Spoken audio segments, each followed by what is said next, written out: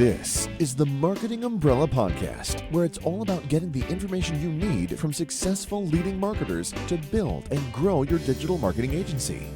Brought to you by Itamar Shafir, founder and CEO of Umbrella, the technology platform and brand that is powering thousands of marketing agencies around the country. Find him at umbrellaus.com. And now, here's your host, Itamar Shafir. Welcome to the Marketing Umbrella Podcast, where we talk with successful marketing experts about ways to build and grow a digital marketing agency. My guest today is a serial web entrepreneur who founded more than 5 companies and already exited 3 of them. I can tell you he was in e-commerce. I can tell you he was in coffee sales, and he has a very successful SaaS company. He's currently the founder and CEO of Overloop. I'm excited to say hello to Mr. Vincenzo Ruggiero. I hope I said it good when I presented you. Was that okay? That was perfect, Itamar. Hi. Hi, Vincenzo. I'm so excited to have you here. You are a direct sales expert, a marketing expert, and there are many things that I wanted to talk to you about. But before we get into it, maybe you could tell us a little bit about how you got started, because you went through so many stages in the different companies that you founded. Maybe you can tell the folks a little bit about that and how you got into where you are today. Yeah, sure. First, thank you for inviting me on this podcast. I'm very happy to be here. I'm Vincenzo. I'm a web entrepreneur. I'm based in Belgium, and I'm doing business online since I don't even remember, the 2000, let's say. Building businesses online for 15 years almost. I started with a web agency, actually, so it's good to be here. I did that for a few years, and then we started to develop product internally, and I started to love developing product and not just serving customers in the agency. The first SaaS we developed was called Tasky, and it was a project management software. We did that in Pepper and Coffee, so my first company, the agency. And then I started a lot of things. I love to try things. I started an e-commerce selling T-shirts. That was we got a lot of buzz around that. It was funny T-shirts and things like that. Then I also developed a CAS. This is how I call it. It's a coffee as a service. Okay. Basically the project is still alive. There is another CEO right now running it. They do like around 2 millions per year in sales in coffee here in Belgium. It's called Javry.com for Java delivery. So I started this business as a subscription-based coffee delivery. I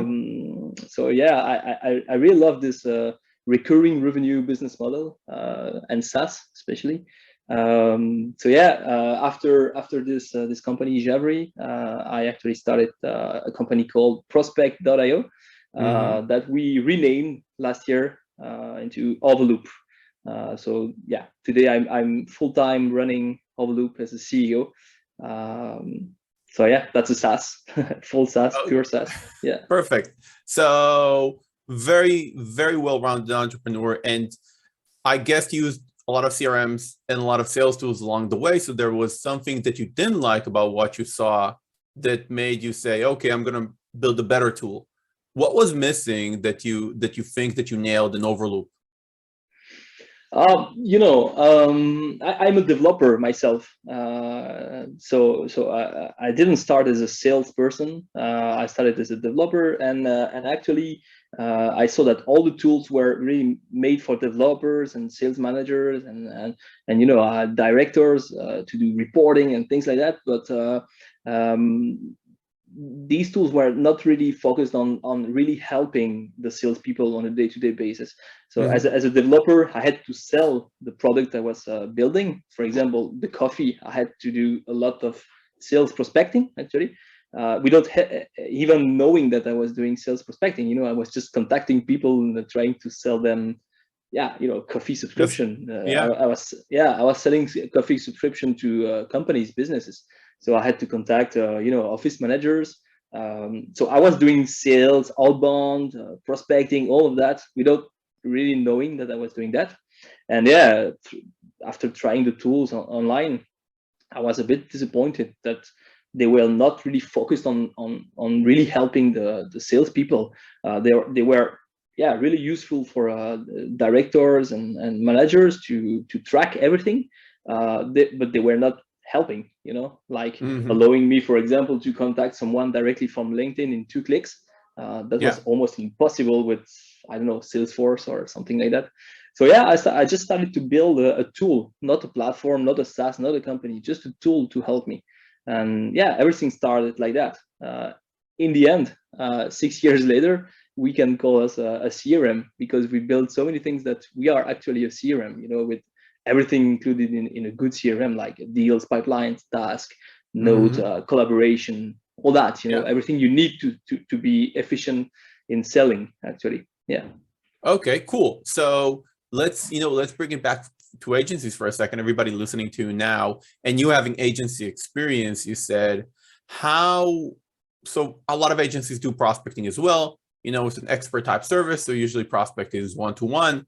Some maybe do spray and pray, but it's not usually the customary way. Maybe it's networking events, maybe it's direct emailing, maybe it's LinkedIning. Is Overloop good for agencies or good for the clients of the agencies?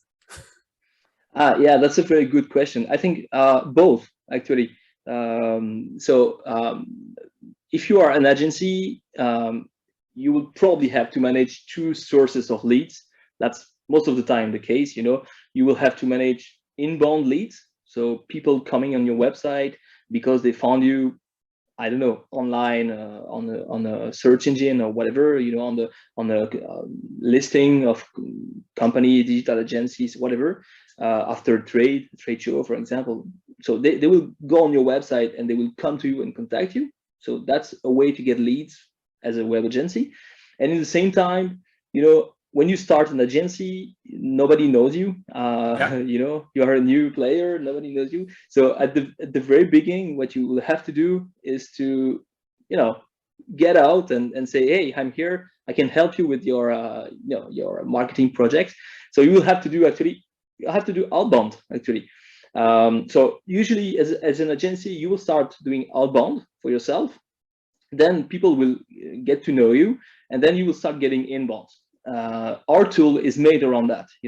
Overloop is made around that. We build the tool around conversation, because at the end, selling is about conversation. It is about speaking with your prospect, customers, leads, whatever the way you call them. People, actually, I like to call them people, actually, because you don't sell to companies, you don't sell to leads, you sell to people, and everything happens around conversations. So inbound or outbound, but at the end, this is just conversations. So we build the tool around that, like helping you to manage more conversation, because at the end, the more conversation you will be able to handle on a day efficiently with your team or yourself, the more deals you will close at the end, the more money you will get from your activity. So we build that around that, and that's really suited for agencies, because they are the typical good customer for this kind of process, of getting out, doing outbound, starting to get some inbound, and having to manage all that in the same place. You don't want to use separate tools to do that. You don't want to use marketing tools and then an email, because mainly agencies, this is what they do. Why don't you take me through an example flow? I think it's much easier for people to understand through an example flow. So let's say you're an agency and you want to do some outbound to get things going. Would that something you would do inside your tool? Yeah, of course, definitely. Maybe just let's explain what is outbound. So I don't know if everybody completely know what outbound is, but outbound is mainly you contacting prospect, you contacting potential customer. So they don't know you, and you will come to them and tell them, hey, I'm doing that, and I think it might be interesting for you. It's just to simplify the thing. So that's outbound. You can do, of course, outbound calls, like taking your phone and calling. You can do email, outbound email. So you will send emails to people that don't know you. So with our tool, for example, to be very, very clear, what you will do is that you will install our Google Chrome extension. So we have an extension that you can then use directly on LinkedIn. So you will go on LinkedIn, you will, find potential customers, prospects, people you want to speak with, people you want to start a conversation. And then with our Google Chrome extension, in one click, you will be able to extract the interesting information, collect that, send that to Overloop, your CRM. So you will do list building. This is called list building, and from there you can automate everything. We have a feature called workflows. The workflows, it's mainly CRM automation. You will be able to enroll prospects, enroll the contact in these workflows, and they will start receiving automatic email from you, directly sent from you, but actually sent from the tool. So the tool will send them emails. Yeah, and then you can configure these workflows to automatically send follow-ups. Actually, the tricky part of doing outbound is that it requires you to send a lot of emails for a few replies, a few real conversations starting. Of course, the better you will be with outbound, the more replies you will get, your reply rate will increase, and your result will be better. But that's the thing. That's a number game at the end. Yeah. For example, if you don't follow up with prospect, with outbound, if you don't send emails after the first email, just to follow up with them and say, hey, you didn't reply to my previous email. Do you want more information?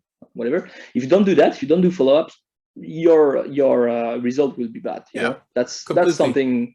Yeah. So if you do that manually, it's almost impossible. You will never be able to follow up with all the people you started a conversation, or you tried to start a conversation. So our tool will just automate all that for you. So you will basically predefine a sequence of email you want to be sent to your prospect, and this will be sent based on a lot of criteria, delays between emails, all these kind of things. So this is the outbound in Overloop. This is where we can help, and that's just a little part of the tool. Just doing cold emailing, doing cold email campaigns. What if I want to also do LinkedIn reach outs? I want to involve a phone call. Do you give the entire envelope? Yeah, sure. So a workflow can send emails. That's the base, sending emails. But you can also have different kind of step in a workflow, and it can be other things than sending an email. It can be, for example, doing something on LinkedIn, like a connection request, or send an email or something like that. So that will be represented as a task in our system, because of course we cannot completely automate that with LinkedIn. LinkedIn doesn't allow you to to act directly on their platform. So there are still a bit of manual work from you, but at least the tool will tell you what to do and when to do it. So yeah, you can do that. You can automate calls also with the tool. You can automate notifications to your team. Sometimes a prospect will do something, will visit a web page, a page on your website, and at that time it might be the good time to reach out, with a second email or a phone call, for example. Yeah. Our tool can help you to do that by triggering when something happened. Completely. Yeah. Okay. Yeah. Talk to us a little bit about the forecasting tool. The forecasting. That's something. Yeah, sure. That's something a little bit different. When you start conversation with people, if the conversation is positive, of course it can be a negative conversation. It can be a no. As salespeople, that you can get no's. But if it's a yes, if it's a okay, let's speak and let's go. How we see things is that you should, at that point, create a deal. This is what we call a deal. That's a representation of a potential sale with a prospect, and this deal will live in what we call a pipeline. It's pretty common in sales, but and the deal will move from left to right in these pipelines, from stage to stage. Until it's won or lost. Let's simplify the thing. A one can be a contract signed, for example. With these pipelines, deals and pipelines we have built in Overloop, you can actually, of course, follow a sales process and be sure to never miss, never miss an opportunity to close, actually. but you can also use that for forecasting, revenue forecasting, because actually when you put all your deals in a pipeline with stages, you can then define a probability of closing per stage. You can define on each deal an expected close date. I expect to close this deal in 2 months, for example. And then you can put the value on a deal. You can say this is a contract, a 10K contract, for example, a full rebranding, a full website rebranding, 10K. Yeah. I expect to close this deal in 2 months, and it's currently in the stage, I don't know, negotiation. With that three information, we can easily we can forecast your future revenue. Because each stage has a percentage of probability. We have the money per deal and we have the expected close date. So we can tell you, you can expect to close that amount of money in the next month. That's really, really useful for a sales team that want to predict revenue a little bit. I completely agree.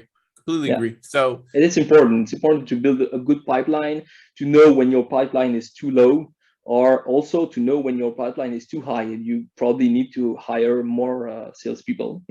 That's really important to follow, actually. Yeah, I agree. So let's be tactical for a second. So let's say you're now helping one of the agencies listening to this, and you wrote a few articles. What? I would love to. Okay, guys, reach out to Vincenzo after this. I'll give you his email. So you're helping them and you want to give them best practices for cold prospecting. And I know you wrote an article, for example, on using links in prospecting emails, which is one note of best practices of do's and don'ts. Can you kind of build for us right now? I'm a small agency. What do you suggest I do to start finding some clients? This podcast is brought to you by Umbrella.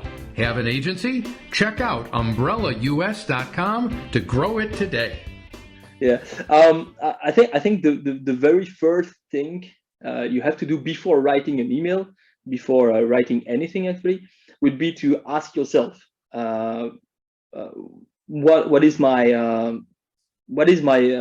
it's pretty classical. Unique selling proposition. Yeah, exactly. What my value proposition? What do I have to sell that is valuable for someone?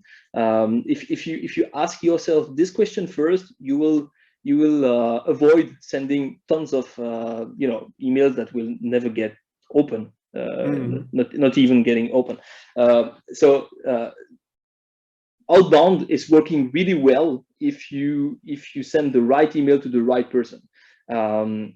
So the right person would be the person that really needs what you have to sell. It's marketing 101, but still, it's important to remember people that this is the basic.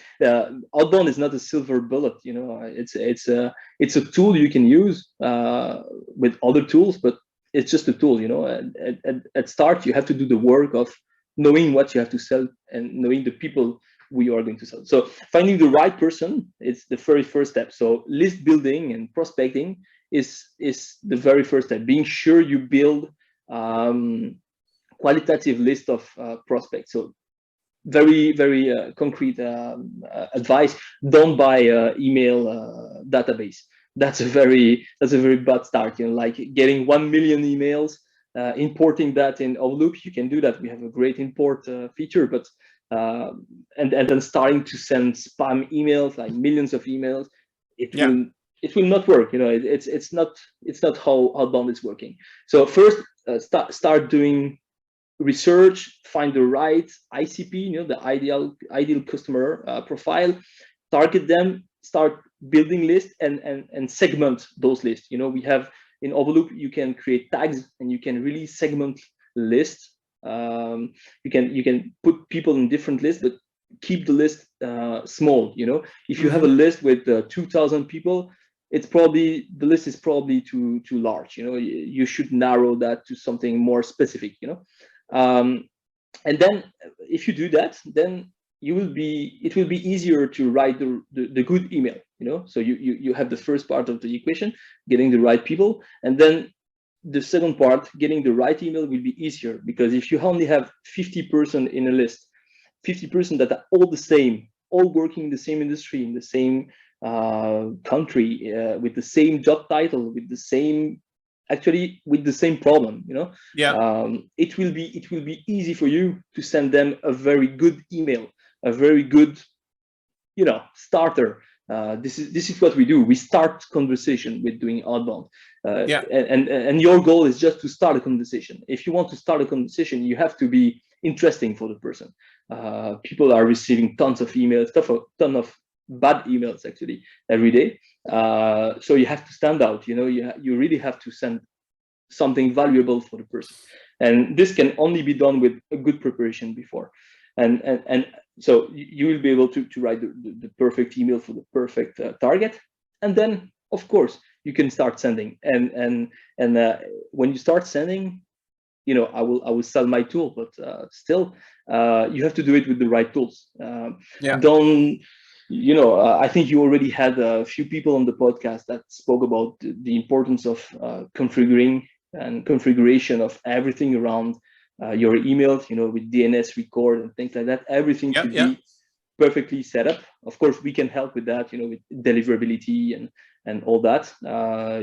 That's the basic. You have to set up everything correctly and use the right tools to send emails.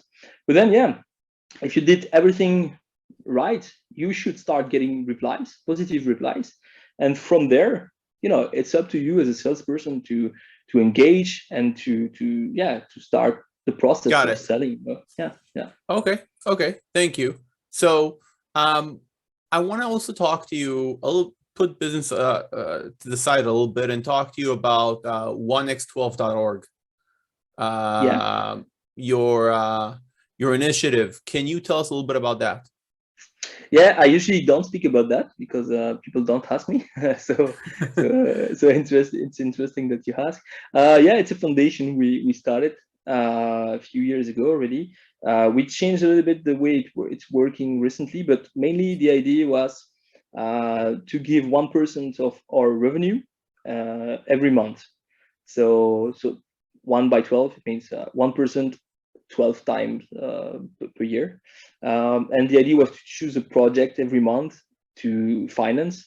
So it's a non-lucrative, it's a project. Yeah, there are projects around education, healthcare, these kind of things.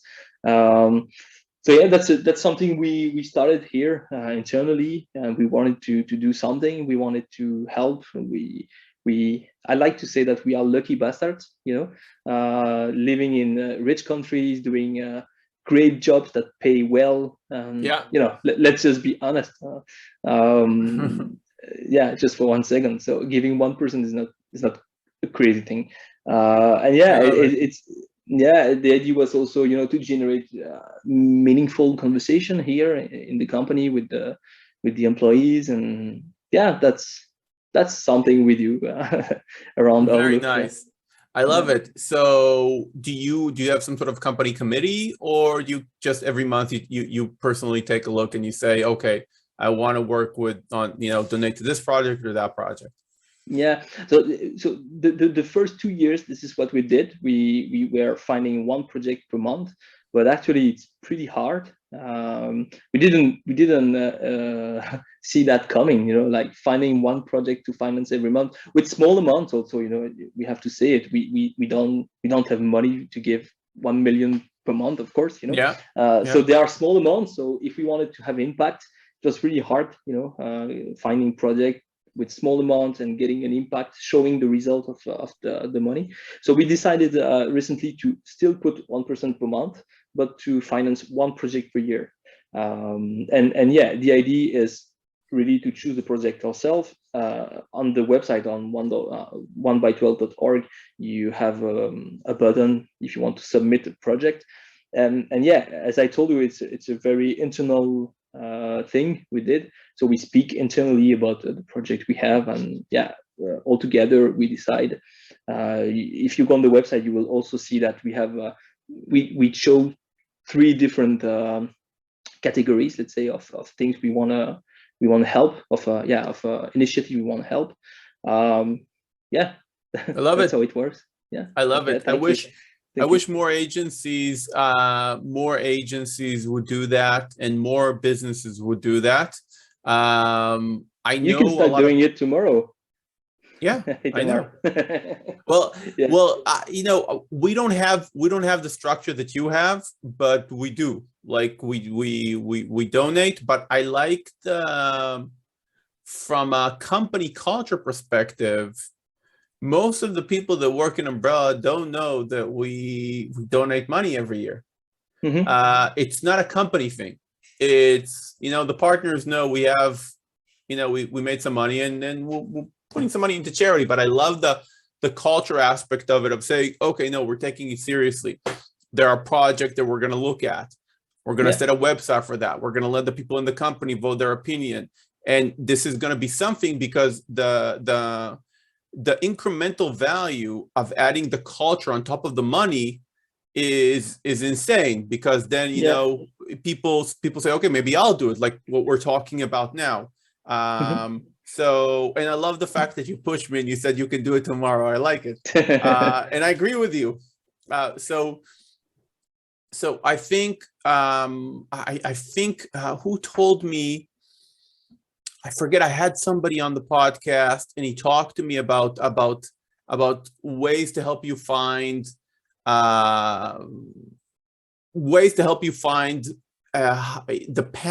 passion of the company to decide what to help, which project. Doesn't matter, actually, as long as everybody understands it's something good, and everybody pretty much, it's not maybe not political, right? Because that sometimes is problematic. Should we donate to this country? Maybe not. Maybe we don't like this country. Some people don't like this country. Should we do this? But this project created so much discussion and sometimes always interesting discussion, but also sometimes pretty rough conversation, difficult conversation. Basecamp, I don't know if you know Basecamp, this company. Basecamp, yeah, sure. Basecamp, yeah, of course. They do a great project management tool for agencies, actually. They wrote, Jason Fred, he wrote recently about the fact that they decided to remove all these kind of things in Basecamp because they were struggling with that, because it was creating more problem, like political discussion and things like that inside the company. He said, okay, this is not the place to discuss this thing. This should be private, so it's a difficult subject, I personally wanted to do that, but it might not be a good idea neither, it's not that easy. It's not for everybody. It's not for everybody. It really depends on the culture. And but what you said is interesting. Maybe the interesting part is the culture thing that this creates. A culture of discussion, a culture of exchanging around the subject that are not tech or sales or marketing. That's the interesting part. This is probably the main reason why we did that. For example, we don't advertise this initiative, so that's also one of the reasons why I'm surprised you wanted to speak about that, because we didn't do that for marketing reason, even if we are speaking about that for 10 minutes now. But it was really something internal for us, and to generate discussion and integration inside the company, and that worked really well. But it's not that easy. No, I love it. Look, here's a simple recommendation for the listeners. You can do that without getting political, right? Just choose something that is national, everybody kind of agree on. Maybe it's even vanilla, kids, God forbid, that are suffering from somebody. Everybody agrees on that. And, good cause. If you want to, if you're more homogeneous and you feel that you can have a discussion without breaking up the company, then maybe do something like Vincenzo, and shake the shotgun a little bit. So okay, so moving from that, we have the last section of the podcast is rapid Q&A. I didn't know that. I ask you quick questions, you give me quick answers. Don't worry, the questions are in no way edgy. But if you feel uncomfortable by any of them, just say pass. I ask everybody the same questions. And at the end, once I reach enough questions, I'm going to do a table. and look at all the entrepreneurs, what they created, their age, and all their questions. And I'm going to try and look for patterns. Okay. See if there is something. Look, I'm interviewing many different people, but they're all somehow connected to marketing. Like we don't get financial advisors here. We don't get, teachers. It's everything. Well, maybe coaches, but in marketing.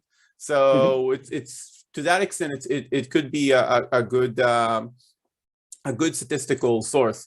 So here goes. Did you get along with your parents growing up? Sorry, I didn't get it. The first question is, did you get along with your parents growing up? Yes. Okay. Do you have siblings? Yeah, I have one brother. Do you have a pet? Yeah, I have a dog called Solo. Called what? Solo. Solo. S-O-L-O. Do you have kids? Yeah, I have two kids. One daughter, 10 years old, and one boy, 6 years old. How old were you when your first kid was born? 10 years ago, so 28. When do you wake up? Around 7. When do you go to bed? Around 10. Ideal vacation? Mountain. Are you a man of faith? Yes. Okay, that's it. Excellent, Vincenzo. I told you, it's not edgy. It's not edgy. Okay. Yeah. So, look, I want to thank you very much for being on the show today. I think you help people open their head both on CRMs and on the way you should do cold reach outs. And guys, check out overloop.com. That's overloop.com, overloop.com. They have a very nifty tool. Try it, use it. I think you're going to like it. And also think about opening your own initiative around giving something from the company. I think culturally, it's a great idea. So thank you very much for being with us, Vincenzo. I really appreciate it. Thanks to you, man. Thank you for tuning into another episode of the Marketing Umbrella Podcast, where we provide the information you need from successful leading marketers to build and grow your digital marketing agency. Your host has been Itamar Shafir, founder and CEO of Umbrella, the technology platform and brand that is powering thousands of marketing agencies around the country. Find him at umbrellaus.com.